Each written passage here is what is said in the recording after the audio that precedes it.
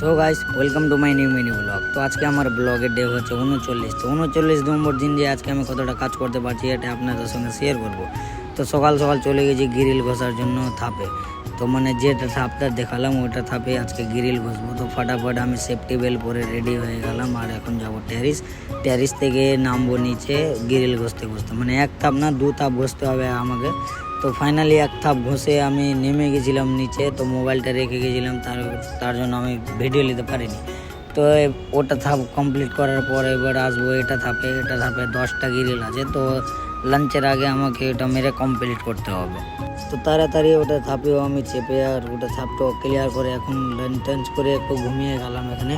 আর grill ঘষার চাল তো শেষ করে দিলাম। আর তারপরে লাঞ্চের পরে কি কাজ করব, তো ফাইনালি এখন আমাকে দিয়ে দিল বারদানি বানার কাজ।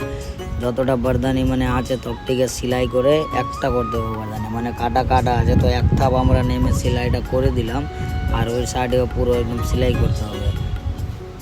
তো তাড়াতাড়ি এটাও সেলাই টেলাই করবো করবে এখন ছুটি।